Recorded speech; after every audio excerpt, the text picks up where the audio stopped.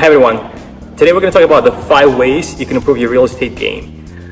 These ways are not going to cost you any extra money, but it's important to follow them, and that's how you're going to maximize profit on your, whether it's flips or your fix and holds. Number 1, choose the right submarket.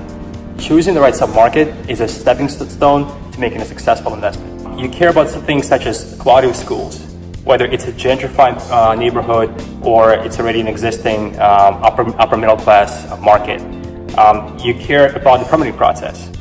What's the zoning laws like? It's not uncommon for permitting to take 2 months in your backyard and as long as 6 months in a county next door. So make sure to do your homework and make sure to figure out what is the zoning, the entitlements, all those things that really matter to doing a successful project. Number 2, use good sales comparables or comps.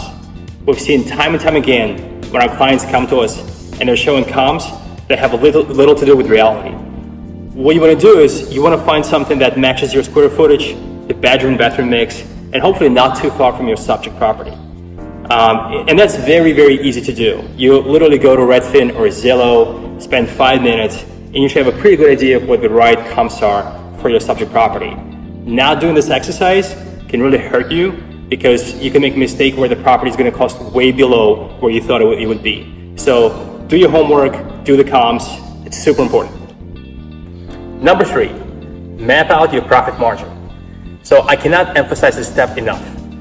You really got to sit down, you got to count all the expenses from the very beginning, from the pre-development expenses, the architect, to the construction budget, to cost of financing, the real estate taxes. You got to sum everything together and figure out what the total expense is, figure out your sale price, and the difference is your profit margin. Whether it's $20,000 or $30,000 or $40,000, you got to figure out how much profit margin is enough for you to make your time worthwhile in a project. So go through this exercise, spend some real time here, and figure out what your profit margin is going to be. And this way you'll know whether or not this project is a good project for you. Number 4, have sufficient liquidity. It's so easy to do, but at the same time, the times when we see our investors and their plans fall apart is when they don't have enough cash. The last thing you want to happen is halfway through the project, you run out of cash, and then you're scrambling to come up with cash to finish the project. I mean, they say cash is king for a reason, and make sure you have enough cash. Point number 5, and the last point for this video, is to have a great team. Planning is very important, but execution in real estate is everything. Without a strong team by your side, you're just not going to be able to get to the finish line.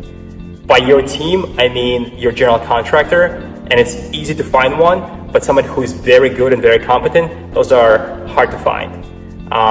Your title agent, there are good title agents and some really bad ones. And we've seen a number of closings go sideways because the title agent who was involved was pretty bad. Real estate agents, and I would say work with 2 or 3 different ones, form good relationships with them so that when new things come to the market, they'll call you. And hopefully they'll find you some off-market deals as well. Your lending partner, whether it's a conventional bank or hard money lender or whoever, make sure they're reliable and they'll execute. That's super important. So as they say, if you want to go fast, go by yourself. If you want to go far, go together. So make sure you have a good team in place so that you can go far. All right, so to sum it up, submarket. You want to make sure you'll be in the right submarket. So spend the time to understand the permitting times, the zoning laws, and really to have a good sense of what market you're going into. Number 2 are the comps. It's a very easy sanity check. Spend the 5 or 10 minutes on Redfin and Zillow to know what are your expectations for the exit price.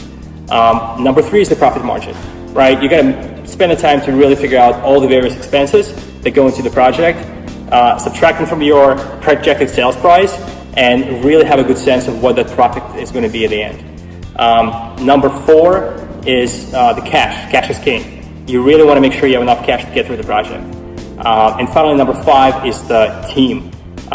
Spend the time to have a great team in place, which includes the general contractor, the title guy, the agents, and the money partner. So follow these 5 recommendations and you'll be in a good spot for your next project. If you have a need for capital, please think about PSG Lending for your next project.